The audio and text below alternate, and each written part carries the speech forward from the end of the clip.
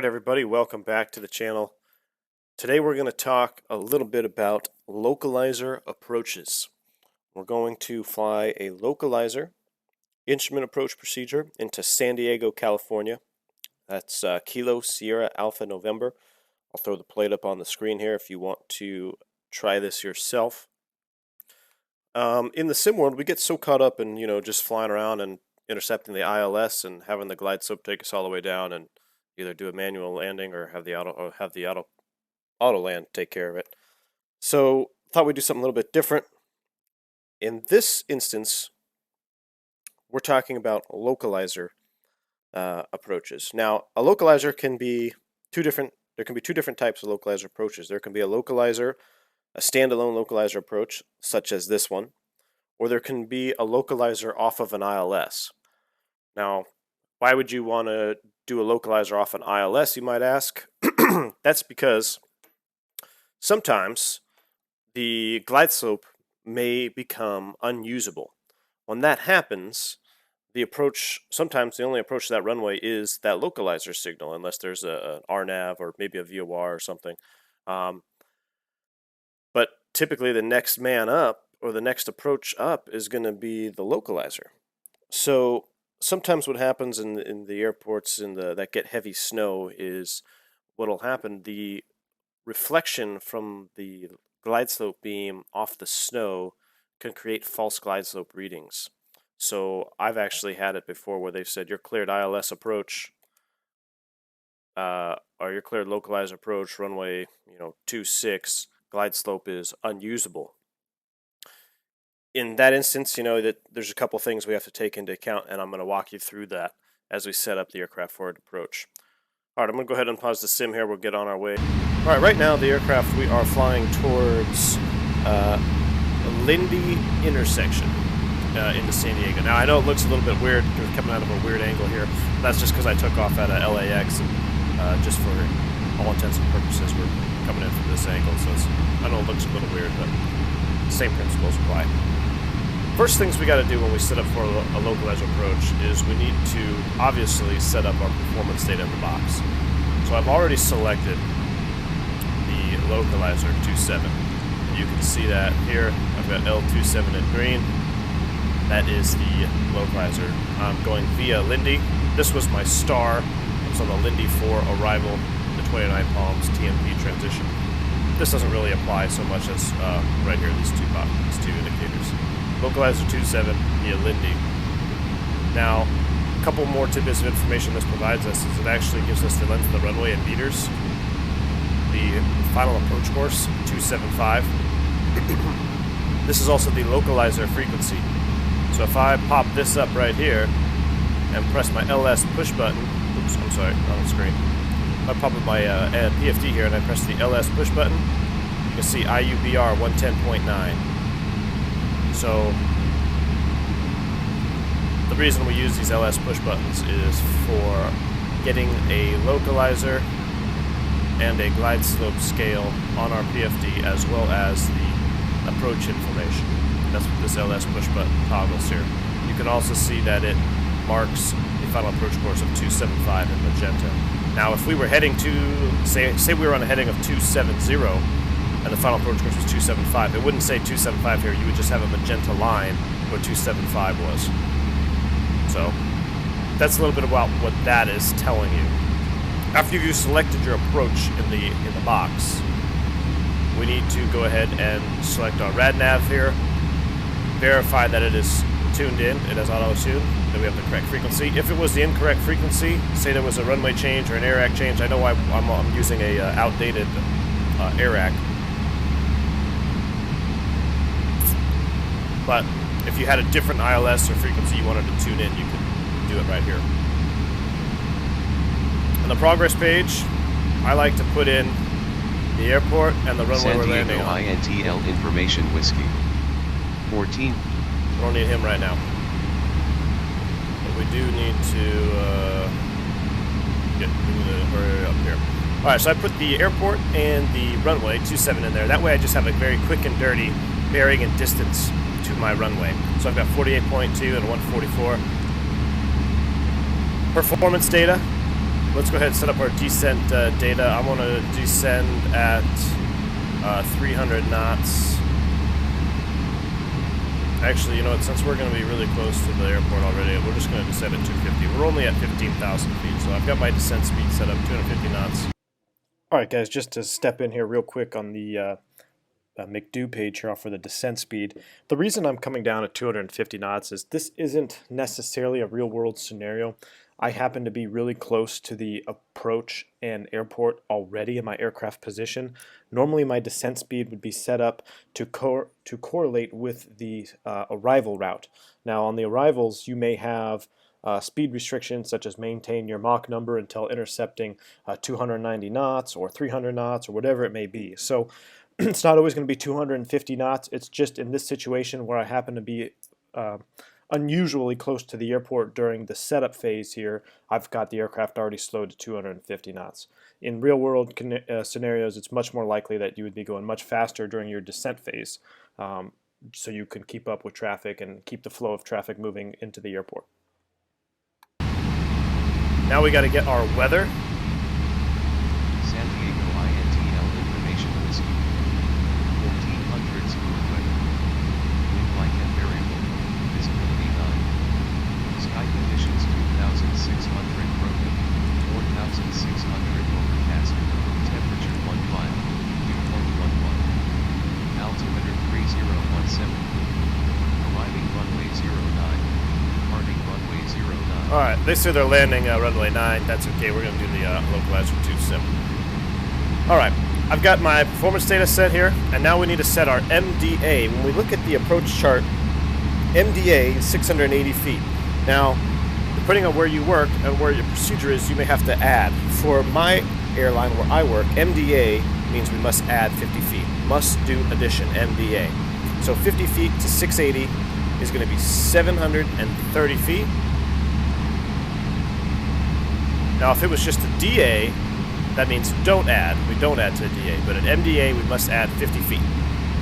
All right, so that's good. Our fuel, we've got plenty of gas, nothing to do. Sometimes I'll just go ahead and copy the active. And then what I would do here is I go to the ATSU and I would send off for performance and landing data. But we can't do that right now, so we are going to leave that blank. As we get closer to our airport, we're expecting a descent. You know, they'll probably say, hey, descend and maintain 8,000 feet. Descend and maintain 8,000 feet for flight factor 320.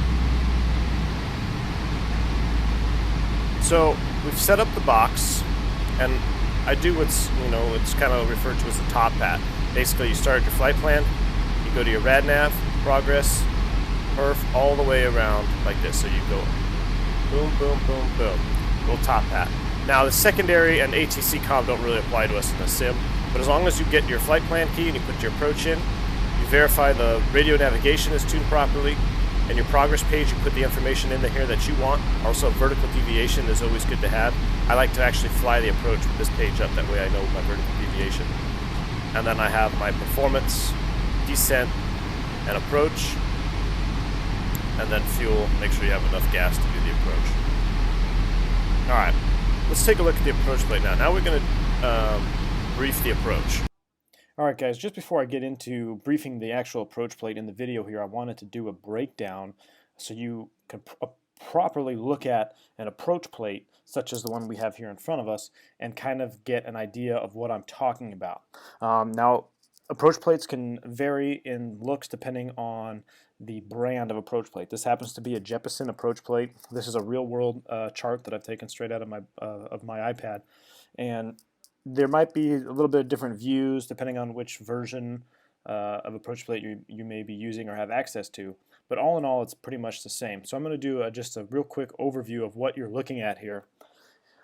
On this approach plate we have 4 sections. We have the briefing strip, which is located at the top. That contains pertinent information such as frequencies and final approach fixes and courses, and also your MSA box, which is your minimum safe altitude or minimum sector altitude by definition, and that's your lowest safe altitude in that quadrant should you become disoriented. Below the briefing strip, we have the plan view. This is a bird's eye view looking down at the approach course and showing you the fixes on the approach that you're going to be flying, as well as the associated terrain. Now, the terrain may only be a function of Jeppesen, depending on your chart. Again, it may not show terrain or whatnot, but this is where I work. This is the type of approach plate we use, and this is how they're depicted. So it gives a good overview looking from top down on the approach, showing you where you're going to be flying. Below the plan view, we have the profile view. The profile view is the same as the plan view, however, it's from a profile shot. So it's showing you your vertical deviations on the arrival, or the approach I should say, and the different fixes all the way down. Now you'll also notice the final approach fix is always going to be depicted by the Maltese cross or the black X there over Rebo intersection. That is your final approach fix. It's also highlighted in bold on the plan view. Below that, we have the last box on the approach plate, and it's probably the most important box. I mean, they're all very important, but this one is your minimums and visibility requirements to shoot the approach. So depending on where you work, it can vary. Some airlines you have to add 50 feet to a DA or an MDA, whatever it may be. But essentially, this is telling you your minimum descent altitude that you can descend to, where we get our minimums, and also the required visibility. So ceiling, and when I say ceiling, I mean cloud ceiling, is not controlling on an approach. Well, not always, but most of the time it is not controlling. What is the controlling factor on an approach is the visibility. We must have the required visibility requirements. So if you look at the minimums here on the bottom, we have our MDA of 680 feet. Now I said we have to add 50 feet to that if it's an MDA, so we've derived 730. And then just below that you can see it has a couple of other numbers, RVR, 1 3/4, 1 7/8. That's visibility. So we must have an RVR of 4,000 or 3/4 mile visibility, or for category C and D aircraft, we must have 1 mile and 3/4 visibility. Now, I know there's a bunch of different categories there, and it looks a little confusing, especially to someone who's not familiar with looking at an approach plate. That would be, I could do a whole video for about an hour just talking about approach plates, so I'm not going to get into that right now, but just wanted you to see kind of a breakdown of how these plates are depicted and what they're showing us as pilots. So I know if I'm looking at the approach plate, the localizer frequency is 110.9 IUBR. Final approach course is 275. That matches the glass at 275. Minimum altitude at Rebo, which is our final approach fix for the approach, is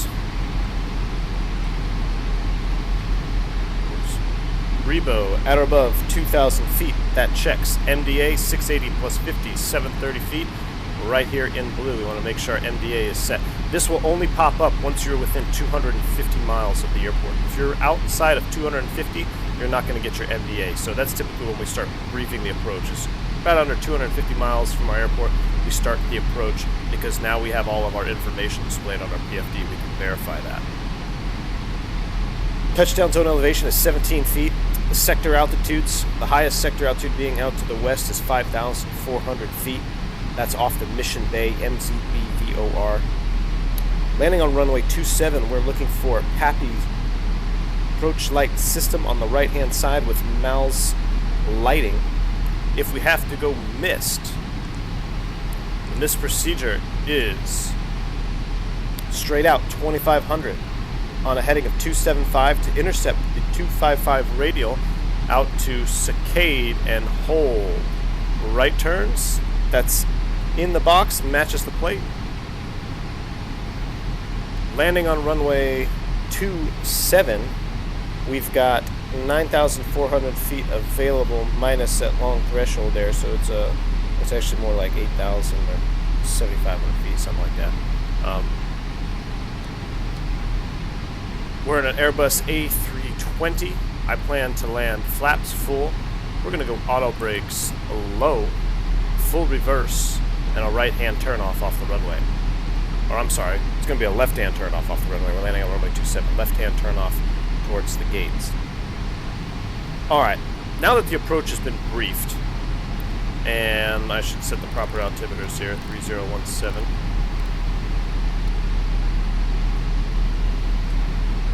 Now we can get ready. Let's look at a few more things on the approach plate here. On the approach plate here, we know that we have to cross Rebo at 2,000 feet. Now, there's two ways to shoot a localizer approach.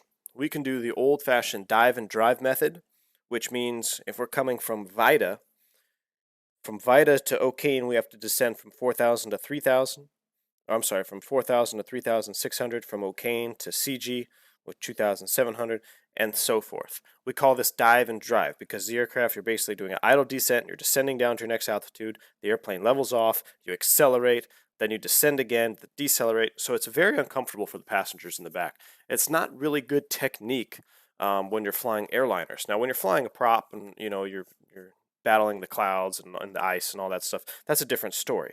But when you're flying an airliner, we like to do what's called a continuous descent approach. So what we need to do is calculate a 3-degree glide path from our altitude at Vida all the way down to Rebo. Now, this can differ depending on which altitude you are at when you get cleared for the approach. But in this situation, to make it easy for easy math, we're going to use Vida at 4,000 feet, and we're going to use Rebo at 2,000. The best way to calculate a constant 3-degree glide path is the 3-to-1 rule.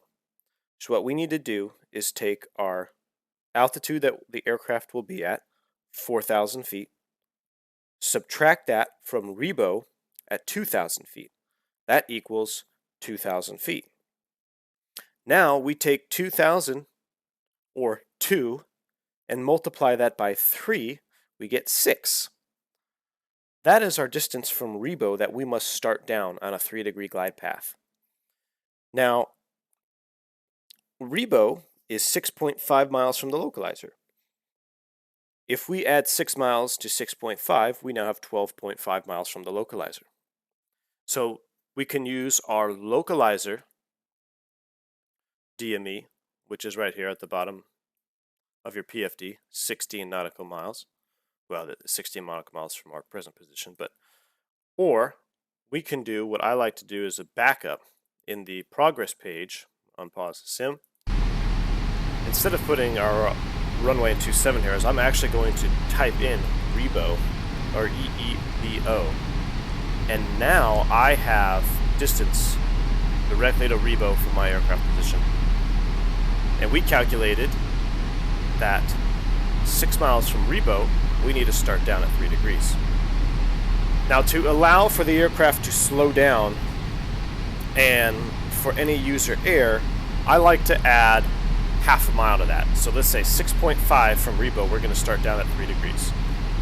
Let's say flight factor 320, descend and maintain 5,000. Okay, we're going to continue our descent down to 5,000 feet here. We're getting a little bit high, so let's go boards out, open descent. We're going from 10,000 feet. We'll get the little speed brakes gone, mini speed brakes. So we now know that we have to cross Rebo at 2,000 feet, and we're going to start down at 6.5 miles. So if we know we got to descend at 3 degrees, 6.5 miles from Rebo, the only thing we have to decide now is how do we fly 3 degrees down? Well, in the Airbus, lucky for us, they've come up with this push button right here. It's either heading, vertical speed, or track FPA. All this push button does is changes which type of information you're going to see on your PFD. In track FPA mode, we can track course, have that depicted here, and flight path angle. Flight path angle is what we're going to be going after. We're going to want 3 degrees, and you can see I can change that right here. There's a 4-degree descent, there's 3 degrees. So when we get 6.5 miles from Rebo, we're going to do a 3-degree FPA down to 2,000 feet. And when we do that, we should be able to pass O'Kane at 3600 and CG at 2700. Alright, so I'm going to go ahead and put that back into normal mode there for now. Alright guys, so I split the footage here up real quick to get the aircraft in a more realistic situation. We were getting a little high and fast on that approach, so all I did is I went to maximum speed brakes, disconnected the autopilot so I'd get the full extension of the speed brake, and I put the aircraft basically on a downwind for runway 27. So this is a much more realistic situation in relation to the aircraft position and the approach. So don't worry about that little cut there. Everything is still the same. We're just on downwind now, simulating being vectored for a localizer approach. Alright, so you can see that we are leveling at 4,000 feet now, and we are at 4,000 feet, and we are downwind pretty much of our approach. There's VITA at 4,000. Now I know it says VITA at 4,000 feet. So now, one thing we gotta do is on downwind like this, ATC permitting, let's go ahead and start slowing down. I'm gonna come straight back to 180 knots. We're gonna start setting up for the approach. We have to get the aircraft configured as well, doing all of this math. So I know it's gonna get pretty fast here as we do this approach. Try to stick with me as best you can. Alright, so the aircraft is slowing 180 knots. We have the approach briefed. We know we got to descend 6 miles, 6.5 miles from Rebo. We're going to give ourselves 0.5 for JetBlue 396 Lindbergh approach, turn right, heading 130. Slowness. Alright, below VFE, flaps coming to 1.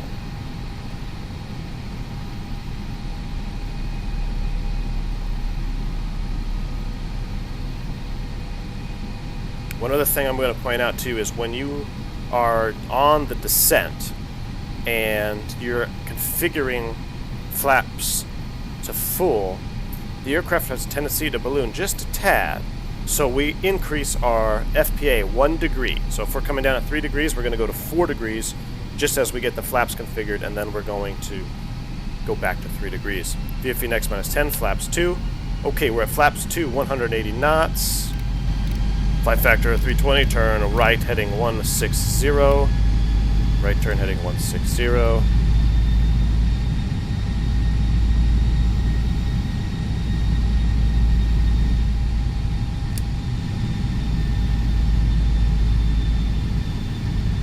So we're still looking for our windows of 2,000 feet, 180 knots for our approach. We're 12 miles from Rebo. Say air traffic control says, okay, flight factor 320, turn right, heading 220, intercept the localizer, maintain 4,000 till established, clear the localizer 27 approach. So we are 220 on the heading, clear the localizer approach. We're going to press the push button. Also, we want to make sure that glide slope mode is inhibited. Now, I came up here on the JipWiz panel and I turned off glide slope mode a little bit late. I should have actually turned this off during the briefing phase of the approach. The reason we want to turn the glide slope mode off is on this approach it doesn't really matter because it's a specific localizer 27. There is no glide slope signal going out off to 27. But like I said before in this video, when you have airports that are doing a localizer off of an ILS approach, perhaps the glide slope is unusable due to heavy snow embankments or refraction, anything like that, we always turn off the glide slope mode because we don't want to inadvertently get a false glide slope and follow that. If we follow a false glide slope, bad things can happen. So we always turn off glide slope mode as procedure, even if the runway has a localizer specific approach. That way it just becomes muscle memory, and anytime we're doing a localizer, we know the glide slope mode is off and we don't inadvertently follow or capture a false glide slope.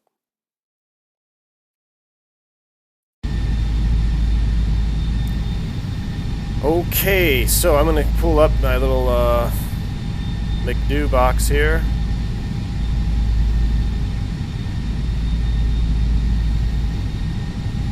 We are 11.2.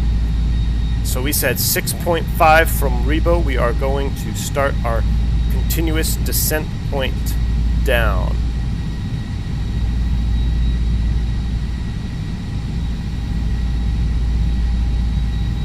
we got to do is we have to press track FPA, dial in 3 degrees, and begin our descent. We're at 2,000 feet, 180 knots, so we are within our window. And 2,000 feet, this is RA. We should be looking at our touchdown zone. We're actually 4,000 feet above the airport right now. So don't look at your rad out. You always want to look at your MSL and the depicted aircraft, I'm sorry, the depicted airport elevation.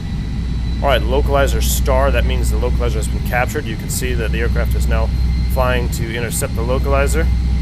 We're 9 from Rebo, so we're in alt mode, so I'm going to go ahead and just dial in 2,000 feet.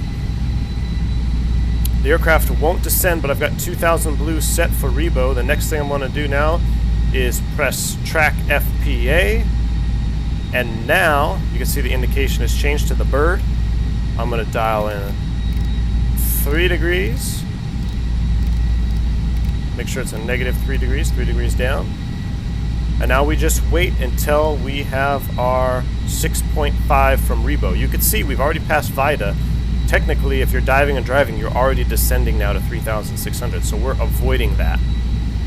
6.8, 6.7, 6.6. Okay, here comes 6.5. Wheel pull. FPA, 3 degrees. We are starting down, and we can also see our vertical deviation right here. This little donut is a vertical deviation donut. It's not a glide slope, it's just a GPS calculated vertical deviation indicator. So it's not super accurate, but we do like to use it as a backup reference. Right now you can see it's showing us a little bit high. That's just because the aircraft is thinking we want to cross CJ at 2,700. Alright, what we do need to look for is this blue level off stick. You can see right here, Rebo, and it's 2,000, and the blue level off stick is past Rebo. So that means I need to increase my rate of descent a little bit. Let's go straight to 4 degrees. And now let's see where this blue level off stick is. It should move closer. Now you can notice that this blue level off stick didn't really move as I was expecting it to. This might be a flight factorism. It doesn't seem to be working as the real aircraft would. But what happens is when you adjust my flight path angle to 4 degrees instead of 3 degrees, what's going to happen is the aircraft will level off sooner. So that level off stick should move closer to the current aircraft position. And what we like to do is try to verify that our descent calculations are correct, because as we're coming down in FPA mode, we should see that blue level off stick right there at Rebo, showing that we are going to cross right at the depicted altitude that we calculated. I'm not exactly sure why this one isn't moving. Maybe it's got a little bit more of a delay than real, but in the real aircraft, just know that that level off stick moves much faster and according with your FPA or descent rate.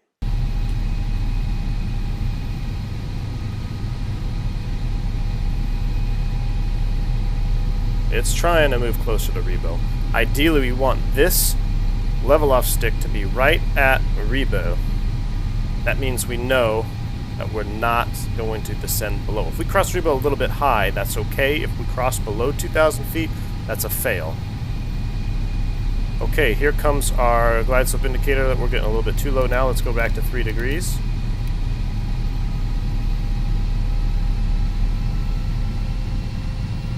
Okay, here comes 2,000. We don't want to level off, so make sure you spin your altitude up to the missed approach altitude.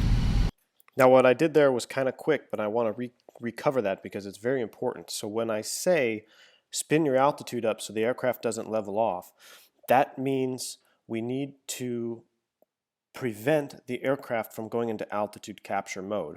Remember, we are on a constant 3-degree glide path down to the runway from our calculated angle that we did earlier in this video. So if I don't adjust my altitude, as I get to 2,000 feet, the aircraft will go into altitude select mode and begin to level off. Once it begins to level off, now we're going to get very high on profile because it's going to be hard to get the aircraft right back down to a 3-degree glide path and stay on profile. So that's why you want to make sure you get that altitude up and out of the way before you actually cross your final approach fix to prevent you from getting high. Or whatever it may be. In this case, the missed approach is 2,500. So profile was set 2500. I don't want to level off, that's why I set that up to different altitude. Now you can see our vertical deviation is right on the money, 0 feet. Here comes Rebo, 2,000 feet. That checks. Rebo, 2,000 feet checks. We are 2,000 feet above field. Let's go landing gear down. Push for managed speed. I want to make sure we push managed speed. There we go. VFE next minus 10, flaps 3. Flaps 3 adds a little bit of balloon, so go to 4 degrees on your FPA to help keep you coming down. We can see the runway, we know that, but we're just going to continue flying this down to our MDA. VFE next minus 10, flaps full, landing checklist. Cabin crew advised, auto thrust. Speed, ECAM memo, landing all green, a landing check is complete, we're cleared to land. You can see we're a little bit higher on our profile now, just about almost 200 feet, a little high, but we can see the runway. I'm going to go ahead and disconnect the autopilot. 1,000. Now one tidbit is if you want to fly exactly 3 degrees, if you put the tail of this bird right at the base of the horizon, that's about a 3-degree descent.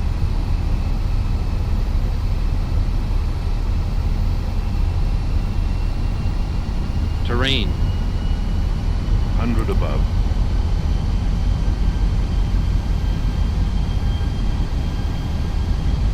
Minimum. So there's our minimums. 500. Flight director's off.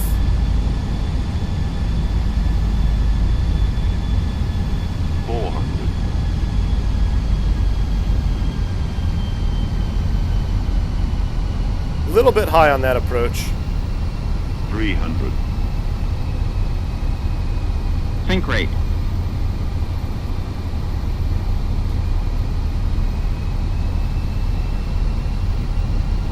Think rate. 200. Think rate. 100. 50.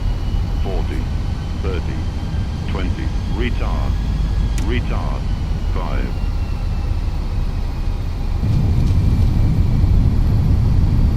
And spoilers. Reverse green. Decel. Manual brakes.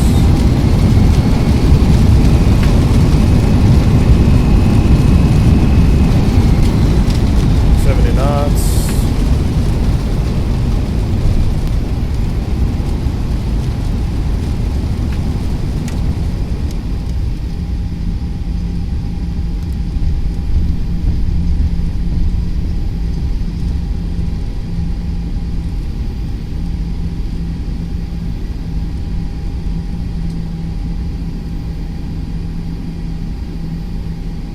And welcome to San Diego.